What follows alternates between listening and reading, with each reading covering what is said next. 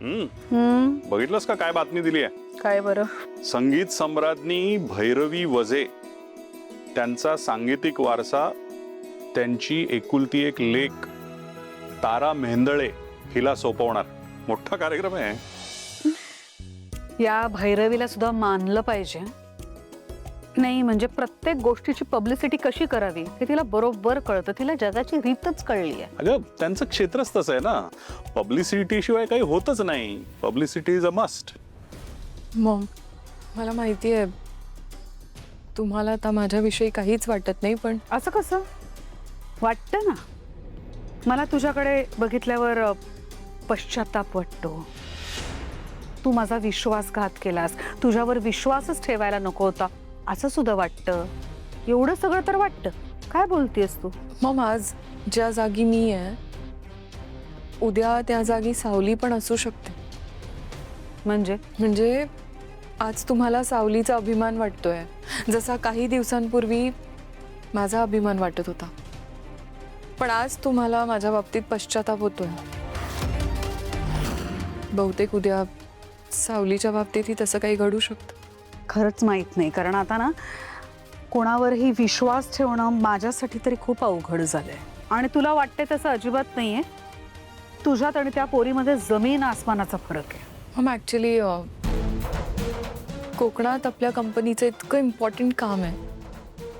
तिकडे सावलीची खरं जास्त गरज आहे, पण तेवढं इम्पॉर्टंट काम सोडून सावली तारासोबत तिच्या कॉन्सर्टमध्ये तिला मदत करणार आहे. हो, मग तुला काय प्रॉब्लेम आहे त्या?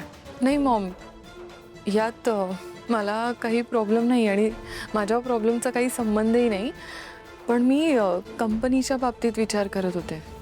तू इथे नेमकी का आली आहेस ते स्पष्ट सांग की. मॉम, ॲक्च्युली सारंगचं असं म्हणणं होतं की ज्या कामासाठी तो कोकणात चाललाय त्या कामासाठी त्याला 8 दिवस लागणार आहेत. पण त्याचं असं म्हणणं आहे की जर सावली त्याच्यासोबत आली तर त्याला त्याच कामासाठी 4 दिवस लागतील आणि 4 दिवसात ते काम संपेल. हेच तो सावलीला म्हणाला, पण सावली नाही म्हणाली. उलट तिने ताराला सांगितलं की सारंगला कन्व्हिन्स कर की तिला कॉन्सर्टमध्ये जायचंय. ठीक आहे ना, ते सावलीचं डिसिजन आहे. महत्वाची गोष्ट ही आहे की तिने सारंगला विचारल्यावर सारंग काय म्हणाल. आता सारंग काय म्हणणार, शेवटी बायको आहे तर तो ओके म्हणाला. दिली आहे ना त्याने परवानगी.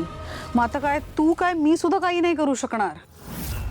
आणि शिवाय आपल्या कंपनीच्या कारभारात आपण लक्ष घालायचं नाही, तू आणि मी, कारण आपला त्याच्यात काहीही संबंध नाही आता. राईट? म्हणजे मी जे काही म्हणाले तुम्हाला ते तुम्हाला पटलेलं नाही आहे ना? नाही. मग ठीक आहे. तू योग्य तेच केलंस. ऐश्वर्याच्या ह्या असल्या प्रयत्नांना बळी पडू नकोस. दुर्लक्ष कर. काय झालंय? किरणला मी एकदा दोनदा तीनदा कॉल केला, एकदा पण नाही उचलला. तू किरणला फोन कशाला केलास? ती माझ्याशी बोलली म्हणून. बबलू यार, वेडा आहेस का? अरे आपलं काय ठरलं होतं? इतक्यात पागळू नकोस. एवढा तांगी नाही टाकायची रे. आणि तुझ्याशी बोलली. काय बोलली? कसं बोलली हे विसरलास?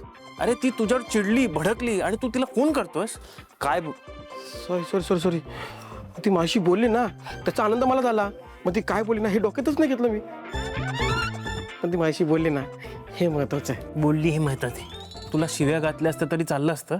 हां, नाही निलदा, जोवरती माझ्याशी नीट बोलत नाही ना तोवर मी त्याशी बोलणारच नाही. शाबास. बबलू दादा, बरं झालं इथेच भेटला. किरण माझ्याशी बोलायला लागली. काय बोलली वगैरे नाही, याच्यावरती भडकली आणि ह्याला वाटतं नीट बोलली. तेच ते बोलली ना, हे महत्वाचं आहे. ऐका, माझं तुमच्याकडे दुसरंच काम होतं. तुम्ही उद्या सारंग सरांसोबत कोकणात जा. जाणार. मला फिरायला खूप आवडतं आणि कोकणात बोलत अजून मज्जा. फक्त ते किरणला पाठवणार आहात का माझ्यासोबत? कशाला? लग्न झालंय तुमचं? ऐका, तुम्ही एकटेच जा, कारण सारंग सरांची काळजी घ्यायला कोणीतरी हवं ना. तू आहेस ना, तू घे ना काळजी. मला आता नाही जमणार जायला. मी 2 दिवसांनी जाईन. ठीक आहे. पण एक प्रॉब्लेम आहे. किरण आता कुठे माझ्याशी नीट बोलते.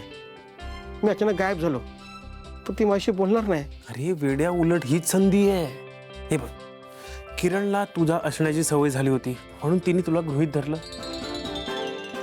आता तू नसलास ना की तिला तुझी खरी किंमत कळेल. ती किंमत मला पण कळून दे. सॉरी, पण मी गेलो तर ती विसरणार नाही ना मला? नाही विसरणार. नक्की? नक्की. मग मी बॅग भरायला घेतो. बर, जातो. जा. जातो. जा. किरण का हो बोलेल ह्याला असं?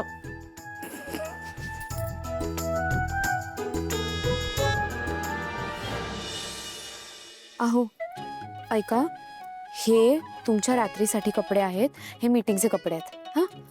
आणि हो, मी हे म्हणत होते की वेळेवर जेवत जा, खाण्यापिण्याचे हाल करू नका, जेव्हा वेळ मिळेल तेव्हा आराम करत जा. आणि तुम्ही आता गावाकडे जाताय त्यामुळे माहिती नसेल तिथे एकटे जाऊ नका प्लीज. हे बबलूला सांग, का? तो पण येणार आहे ना माझ्यासोबत. अरे हो, ते तुमच्यासोबत आहेत म्हणून काळजी करण्यासारखं इतकं काही नाहीये. तू येणारच ना? येशील ना? हो, मी येईन. मला घरच्या जेवणाची आठवण येईल.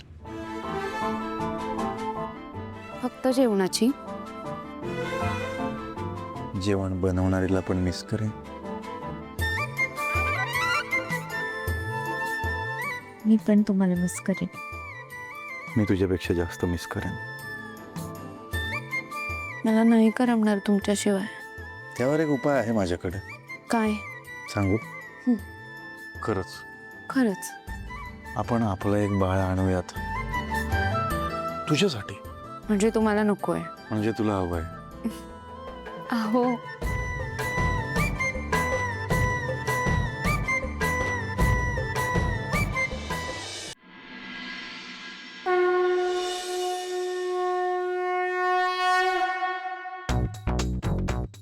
अरे बापरे, आज देवांचं भाग्यच म्हणायचं. तू कसं काय इतक्या लवकर उठलास? ते म्हणतात ना, माणसाला कधी कधी लेट जाग येते. लेट का होईना, जाग आली हे महत्वाचं. तेच महत्वाचं. वहिनी चला, पिकनिकला चाललंय. पिकनिक? कुठे? कोकणात. बबलू दादा, तुम्ही पिकनिकला नाही कामासाठी जाताय? ते सारंगला चाललंय का आम्हाला. मी त्याच्यासोबत सका मित्रांनी केअरटेकर म्हणून चाललोय. हा, अजिबात नाही. तुम्हाला तिथे जाऊन काम करायचंय, गावकऱ्यांची बोलायचंय, खूप कामं बाकी आहेत. मला बोलायचं? मला बोलता कुठे येतो? मला माहितीये तुम्हाला बोलता येतं ते. बोलता आलं असतं तर किरण माझ्यासोबत नसते. काय? सूर्य किरण आले, साई कुठे राहिले? अरे हो, ते तिलोत्तमा मॅडम आणि बाबांचे आशीर्वाद घ्यायला गेलेत. तुम्ही सुद्धा लवकर बाहेर या. वहिनी कोणाशी बोलतात नाही? जाऊन दे, आशीर्वाद दे वहिनी, मला आशीर्वाद दे. काय देऊ? डायरेक्ट सांगतो, माझं लवकर लग्न होऊन दे असा दे. तथाच तू. होईल ना? होईल होईल होईल. वेडा.